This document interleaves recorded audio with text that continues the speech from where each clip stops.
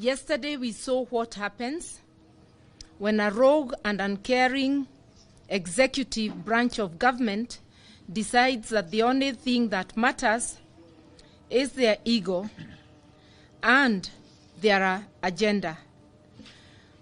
We have learned the hard way that this illegitimate regime can ignore the people, their feelings, their fears, their circumstances, their hopes and aspirations, and force its agenda on the people.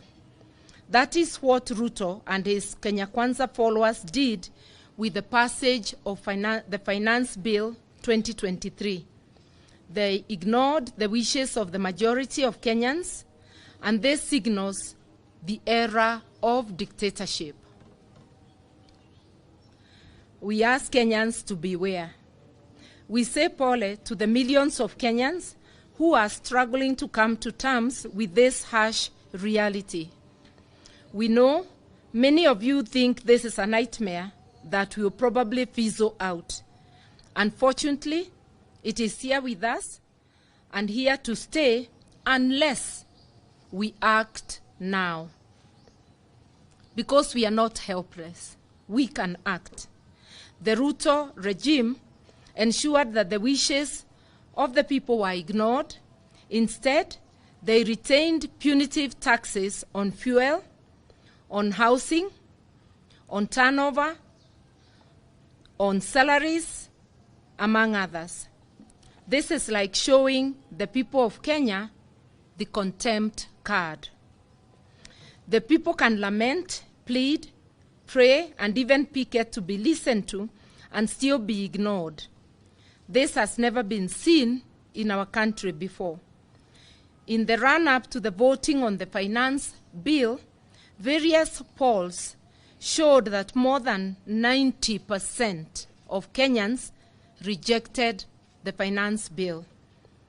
This kind of dictatorship is new. This budget is selfishly tailored to ensure Ruto and his cronies are living large and they eat well where a majority are suffering. They are getting subsidies to import cooking oil, maize, sugar, rice, among others, as we saw in the media expose recently, and this is all at the expense of vulnerable Kenyans. In this finance bill, the regime's corruption is properly budgeted for. Money for the regime's cronies is hidden in the provisions like fertilizer subsidy, national agricultural and rural inclusivity, national agricultural value chain development, Kenya serious enhancement, whatever that means, emergency locust response, and small-scale irrigation and value addition, among others. What we are saying is that if these provisions are genuine, agriculture being a devolved function, these monies would be devolved to the county, but not left at the center with lofty-sounding words just to be siphoned by the corruption cartels. Where there has been inflation, we must now prepare for hyperinflation. With the new raft of taxes approved yesterday, especially the fuel tax, we must prepare that even the little that remained of our monies will simply vanish. To our MPs who fought gallantly for the people in these times of difficulty, we salute you and we celebrate you. We believe Kenyans do too. We celebrate the fact that whereas the regime had said not even a comma would be removed from the bill, our MPs, while pushing for the millions of Kenyans, were able to force the regime to accept not one, not two, but several amendments.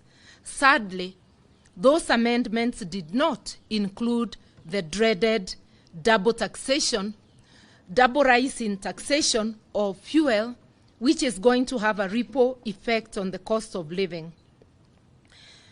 The amendments managed by our gallant MPs were not enough to guarantee the kind of life Kenyans desire.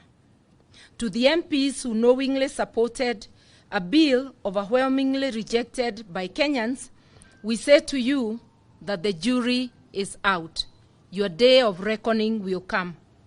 The writing is on the wall for this regime, and as the Bible tells us, and if I were to quote a certain member of this illegitimate regime, it is as the Bible says, mene mene tekel. We have decided to invite Kenyans to a consultation at the Kamkunji grounds next Tuesday, the 27th of June at 10 a.m., where the next course of action will be decided. Whenever, as a people, we have come together, we have always found a solution, even to our worst problems. This time will be no different. We believe that in the end, it is the people's voices that will prevail. The only time we have suffered longer than we should is only when we have allowed dictators to rule longer than they should. And it is only when divide and rule succeeds. We must not let that to happen. The people can never be helpless in their own country against rogue leadership. Not in a democracy like ours, and not in the dictatorship they are trying to create. We want to remind Kenyans, our constitution, in the very first article, gives sovereignty to the people, which the people, even when they donate it to parliament, to the executive, or to any other organ, the people still retain the residual sovereignty, which we are asking people, let us come together next Tuesday, let us decide what kind of life we want to live. Thank you and God bless. And His Excellency, Raila Amolo Odinga, the people's president and our leader, is out on a short trip. He will be back by the meeting on Tuesday, and so is my brother, His Excellency Kalonzo Musyoka. Two other principals are in Western Kenya today, that is Oparanya and Wanjakoya.